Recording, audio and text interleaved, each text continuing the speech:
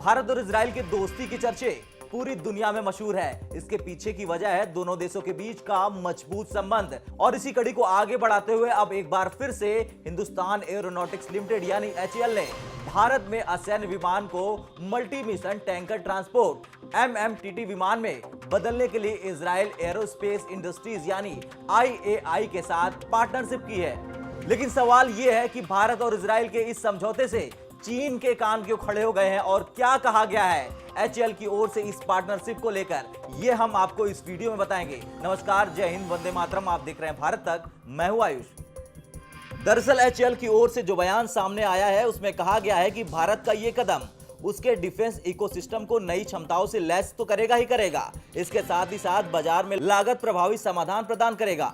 समझौता ज्ञापन प्रमुख रक्षा प्लेटफॉर्म के विकास, निर्माण और प्रोडक्शन में एचएएल और आईएआई की दशकों की लंबी विशेषज्ञता की सुविधा प्रदान करेगा। एमओयू के दायरे में एमएमटीटी रूपांतरण के साथ साथ यात्री के मालवाहक विमान रूपांतरण भी शामिल हैं। एचएएल के जो चीफ और सीएमडी हैं आर माधवन जी, उन्होंने इसकी जानकारी देते हुए कहा कि एमएमटीटी कन्वर्सन बिजनेस के इस एंटरप्राइजेस में काफी पहले से ही भागीदार आईएआई के साथ हाथ मिलाने में उनको खुशी हुई है, जो एचएएल द्वारा पहचाने जाने वाले रणनीतिक विविधीकरण के नए तौर तरीकों में से एक है। अब जब भारत की ओर से यह बयान सामने आया तो जाहिर तौर पर इजराइल की ओर से भी बयान सामने आना था। आईएआई के अध्यक्ष और मुख्य कार्यकारी अधिकारी बोअज लेवी ने कहा कि हमें प्लेटफॉर्म के निर्माण और विपणन के लिए स्थानीय संसाधनों का उपयोग करते हुए भारत में अपना एमएमटीटी समाधान लाने के लिए अपने समकक्षों के साथ आने पर गर्व है।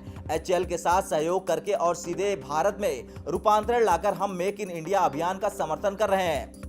वैसे रक्षा क्षेत्र की बात की जाए तो भारत और इजराइल का साथ न हो ये हो ही नहीं सकता, और ये किसी भी देश से छिपा भी नहीं। बड़ी बात यह है कि दोनों देश इस क्षेत्र में और अधिक मजबूती के लिए मिलकर मंथन भी करते रहते हैं।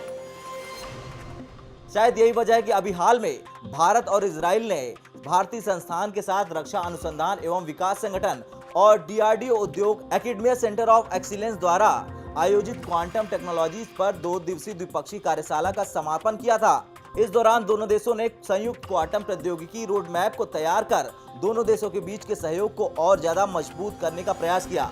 रक्षा मंत्रालय के एक बयान में कहा गया कि कार्यशाला का उद्देश्य क्वांटम टेक्नोलॉजीज पर विचार विमर्श करना, एक संयुक्त क्वांटम टेक्नोलॉजी रोड मैप विकसित करना और दोनों देशों के बीच सहयोग से टेक्नोलॉजीज के विकास की योजना बनाना था।